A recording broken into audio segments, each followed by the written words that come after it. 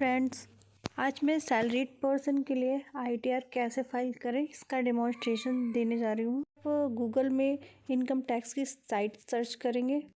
यहाँ पे मैं आपको बता दूँ कि रिटर्न फाइलिंग की डेट 31 दिसंबर तक एक्सटेंड कर दी गई है। टैक्स की साइट ओपन होके आ गई है। अब यहाँ पे आपको फाइल योर रिटर्न पे क्लिक करना है। यहाँ पर आपको पैन कार्ड नंबर और पासवर्ड डाल के लॉगिन हो जाना है। अगर आप फर्स्ट टाइम रिटर्न फाइल कर रहे हैं तो आपको कैसे रजिस्टर होना है इसके लिए मैंने एक फर्दर अलग से वीडियो डेमोन्स्ट्रेशन किया है, उसको आप मेरे चैनल पे देख सकते हैं। नेक्स्ट आपको यहाँ पे इस तरह का इंटरफेस ओपन होके आएगा। यहाँ पे आपको चेक बॉक्स पे चेक करना है, देन आपको अपना पासवर्ड डालकर कंटिन्यू बटन पे क्लिक करना है। यहाँ पे मैं लॉगिन हो चुकी हूँ। इस तरह कुछ प्रोफाइल ओपन होके आ जाएगा। यहाँ पे फाइल नाउ का ऑप्शन आ रहा है, क्लिक करना है, देन असेसमेंट ईयर चूज करना है। मोड ऑफ फाइलिंग तो यहाँ पे ऑनलाइन चूज करूँगी, then continue. Start now filing select करना है, इंडिविजुअल सेलेक्ट करके कंटिन्यू। अब यहाँ पे आपको अपना आईटीआर चूज करना होगा। यहाँ पे मैं आपको बता दूँ कि अगर आप सैलरीड पर्सन हैं और आपकी gross annual income under 50 lakh है तो आपको आईटीआर फर्स्ट चूज करना चाहिए, देन प्रोसीड। तरह का इंटरफेस ओपन होके आ जाएगा।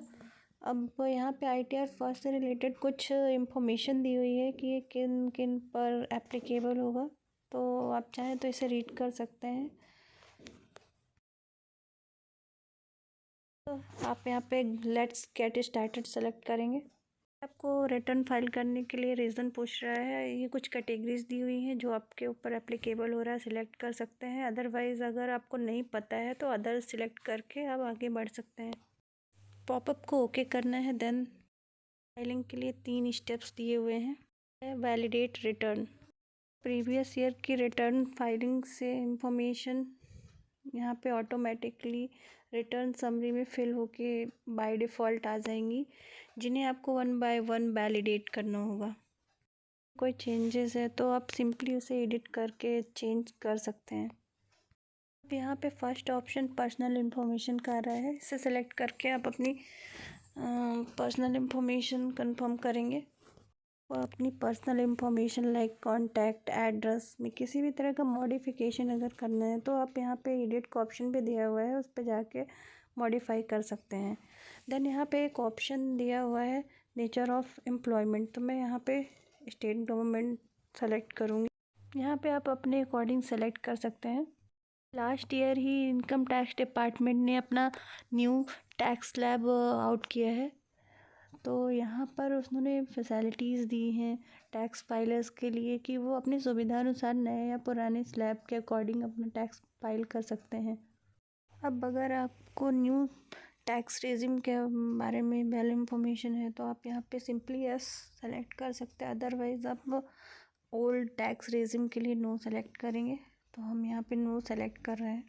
तो आपको बैंक अकाउंट डिटेल कंफर्म करनी है, पर प्रीवियस डेटा से bank detail automatically by default ले रहा है, लेकिन अगर आप पहली बार फाइल कर रहे हैं तो यहाँ पे ऐड बैंक डिटेल में जाकर आप अपना बैंक डिटेल फिल कर सकते हैं। और अगर आपके एक से अधिक बैंक अकाउंट है तो यहाँ पे आप ऐड अनदर बैंक के ऑप्शन पे जाके उनकी इंफॉर्मेशन ऐड कर सकते हैं, देन कंफर्म पे क्लिक करेंगे।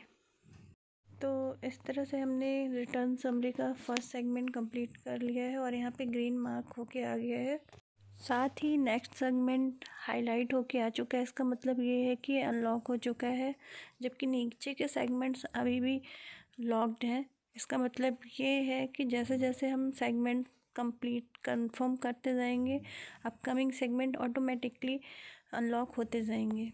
अब हम अपने second segment gross total income पे जाते हैं। ये सेगमेंट है सैलरी एग्जेम्पशन का। इसमें इनकम टैक्स डिपार्टमेंट के द्वारा जो छूट दी जाती है आपको, उनकी डिटेल दी हुई है। एम्प्लॉय को मिलने वाले कई सारे भत्ते ऐसे होते हैं जो कि फ्री ऑफ टैक्स होते हैं। अपनी एलिजिबिलिटी के अकॉर्डिंग उनकी डिटेल यहाँ पे फिल करना है।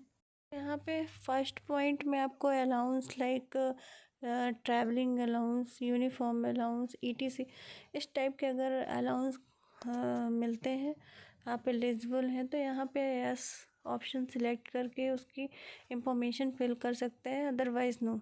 तो यहाँ मेरे केस में मैं नो सिलेक्ट करूँगी। नेक्स्ट पॉइंट कुछ स्पेशल टाइप के अलाउंसेस के बारे में है जो कि कंपनसेटरी अलाउंसेस हैं, like children education fees and hostel rent ETC। अगर आपको अलाउंसेस के बारे में और इन्फॉर्मेशन चाहिए तो यहाँ पे एक और फैसिलिटी दी गई है, हाईलाइटेड ब्लू कलर में सेक्शन दिए गए हैं जिसे क्लिक करके आप उस पर्टिकुलर सेक्शन से रिलेटेड अलाउंसेस की लिस्ट को भी रीड कर सकते हैं और अपनी एलिजिबिलिटी कंफर्म कर सकते हैं। यहाँ मेरे केस में ये नो है। Third point house rent allowance से रिलेटेड है। यहाँ पे मैं 4548 रुपीज़ एनुअल HRA रिसीव कर रही हूँ, तो मैं इस अमाउंट को यहाँ पे सिंपल यस सेलेक्ट करके फिल कर दूँगी। नेक्स्ट रिवेट जो है वो आपका लीव ट्रैवलिंग अलाउंस से रिलेटेड है। अगर इसके लिए एलिजिबल है तो यहाँ पे यस करके उसकी डिटेल डाल सकते हैं, लेकिन मेरे केस में ये नो है। इसके अलावा लास्ट पॉइंट में आप ऊपर लिस्टेड जितने भी अलाउंस हैं उनके अलावा अगर कोई अलाउंस है तो यहाँ पे सिंपली यस करके उनकी लिस्ट ड्रॉप डाउन हो जाएगी। इसे सेलेक्ट करके आप अपना अमाउंट फिल कर सकते हैं, अदरवाइज कंटिन्यू बटन पे क्लिक करके आगे बढ़ जाएं। सैलरी एक्सएम्पशन के बाद अब आपको सोर्स ऑफ इनकम की डिटेल वेरीफाई करना है। अब यहाँ पे एडिट ऑप्शन में जाके हमें सैलरी से जो भी इनकम हो रही है उसकी डिटेल फिल करना है। नेक्स्ट हम अपने फॉर्म नंबर 16 से यहाँ पे सैलरी डिटेल फिल करेंगे। तो यहाँ पे मैं इनकम फ्रॉम सैलरी फिल करूँगी। इसके अलावा अगर आपको कोई अदर पर्सिक्यूट्स हैं तो वो भी आप डाल सकते हैं यहाँ पे। मेरे केस में 0 है। अब यहाँ पर हाउस रेंट की डिटेल ऑटोमेटिकली एग्जेम्पशन सेगमेंट से बाय डिफ़ॉल्ट कैलकुलेट करके आ जाएगी।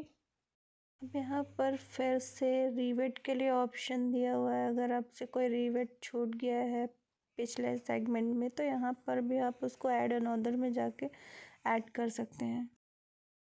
जैसे ही हम ऊपर वाले सेक्शन फिल करेंगे तो यहाँ पे by default net salary automatically calculate कर लेगा। स्टैंडर्ड डिडक्शन 50,000 बाय डिफ़ॉल्ट देगा। देन अगर किसी तरह का इंटरटेनमेंट अलाउंस है तो आप यहाँ पे डाल सकते हैं। उसके अलावा यहाँ पे पी टैक्स का ऑप्शन दिया है। यहाँ पे मैं 1500 पी टैक्स फिल करूँगी। देन यहाँ पे income chargeable head salary automatically calculate होके आ जाएगा। देन हम इसे सेव करके आगे बढ़ जाएंगे। अब यहाँ पे जो हमने अभी पिछले सेगमेंट में अपनी इनकम डिटेल फिल की है वो यहाँ पे आ जाएगी। अगर इस पे किसी भी तरह का चेंजेस करना है तो एडिट पे जाके हम मॉडिफाई कर सकते हैं, अदरवाइज़ कंफर्म पे क्लिक करेंगे। तो इस तरह से अब हमारा थर्ड सेगमेंट अनलॉक हो चुका है जो कि है टैक्स डिडक्शन का। अब यहाँ पे डिडक्शन वाला पार्ट फिल करने के लिए हम अपने फॉर्म नंबर 16 के डिडक्शन वाले पोर्शन में जाएंगे और एक एक करके 1 बाय 1 हम यहाँ पे डिडक्शन फिल करेंगे। अब यहाँ पे अगर आपने किसी तरह का डोनेशन किया है तो इसमें फिल कर लेंगे, अदरवाइज़ यहाँ पे नेक्स्ट है अंडर सेक्शन 80C। इसमें मेरे फॉर्म नंबर 16 में मुझे डिडक्शन हुआ है, इसलिए मैं यहाँ पे इस पर फिल करूँगी। ये है GIS 2400। Next under section 80 CCD के तहत पेंशन स्कीम में 26,500 डिडक्शन हुआ है, जो कि मैं यहाँ पे सेक्शन 80 CCD वाले सेक्शन में डालूँगी। अब अगर इसके अलावा कोई डिडक्शन आपका है फॉर्म नंबर 16 में तो आप अपने अकॉर्डिंग यहाँ पे चूज करके फिल कर सकते हैं। कंटिन्यू पे क्लिक करेंगे। अब यहाँ पे हमें अपनी डिडक्शन कंफर्म करना है। यहाँ पे एक बार क्रॉस चेक करना है कि जो भी डिडक्शन पोर्शन में हमने एंट्री की है वो करेक्ट है या नहीं। अगर किसी प्रकार का मॉडिफिकेशन है तो हम सिंपली एडिट ऑप्शन में जाके उसे करेक्ट कर सकते हैं। अदरवाइज़ यहाँ पे कंफर्म बटन पे क्लिक करेंगे। यहाँ पे हमारा 4th सेगमेंट अनलॉक हो चुका है।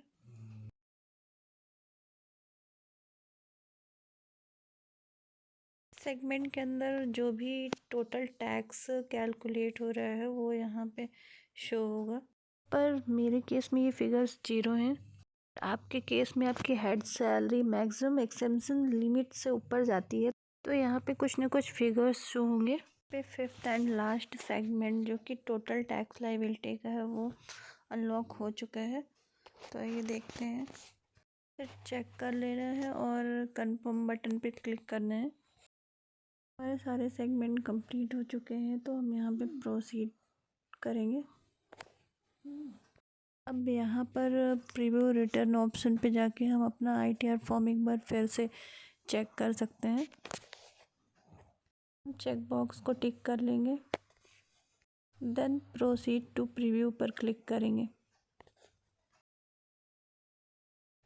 तो इस तरह से कुछ प्रीव्यू ओपन हो के आएगा। इसे एक बार चेक करने के बाद हम नीचे ऑप्शन में जाएंगे।